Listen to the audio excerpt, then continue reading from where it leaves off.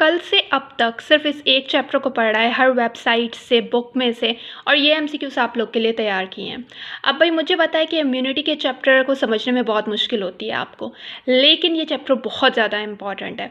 इन MCQs को याद कर लो, इन्हीं में से ही क्वेश्चन आएगा। सो और first MCQs is immunity present from birth is called. Birth से जो इम्यूनिटी होती है उसे क्या कहा जाता है? इनेट इम्यूनिटी कहा जाता है। Which immunity is antigen specific, that is adaptive immunity. B lymphocyte mature होते हैं कहाँ पर? बोन मेरो में। टी लिम्फोसाइट मैच्योर होते हैं कहाँ पर? थाइमस में। विच सेल प्रोड्यूस एंटीबॉडी, कौन से सेल प्रोड्यूस करते हैं antibodies? That is plasma cell. Humoral immunity is mediated by B cell. Cell mediated immunity is mainly controlled by T cells.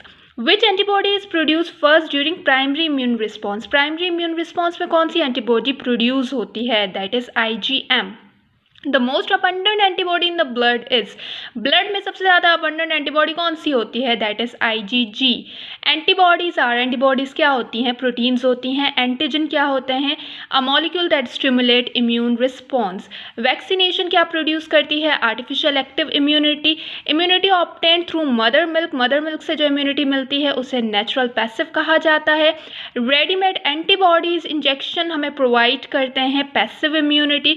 Memory cells जो बनते हैं फॉर्म ड्यूरिंग, कब बनते हैं? ये प्राइमरी इम्यून रिस्पॉन्स के दौरान बनते हैं. सेकेंडरी इम्यून रिस्पॉन्स हमारे पास फास्टर और स्ट्रॉन्गर है.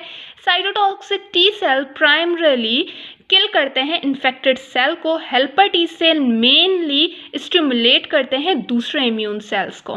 विच is not a first line of defence. अच्छा, यहाँ पर जो है ना, ये भी एमसीक्यूज बनता है कि HIV जो है वो किस सेल को टारगेट करता है तो पूरा इम्यून रिस्पॉन्स कोलैप्स हो जाता है, तो वो किसे करता है? हेल्पर टी सेल को करता है. CD4 helper T cells. क्यों? क्योंकि ये क्या करते हैं कि भाई ये स्टिमुलेट करते हैं दूसरे इम्यून सेल्स को. जब यही कोलैप्स हो जाएगा तो पूरा इम्यून रिस्पॉन्स कोलैप्स हो जाता है. ठीक हो गया. And then which is not a first line of defence. कौन सा फर्स्ट लाइन ऑफ डिफेंस नहीं है? That is antibodies.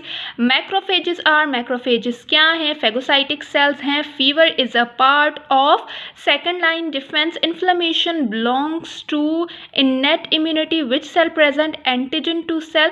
कौन सा सेल जो है वो प्रेजेंट होता है antigen to T cell? That is macrophages. Plasma cells are derived from B cells.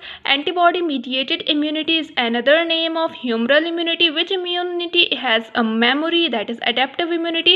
The third line of defense consists of B cells and T cells. Which antibody is associated with allergies? That is IgE.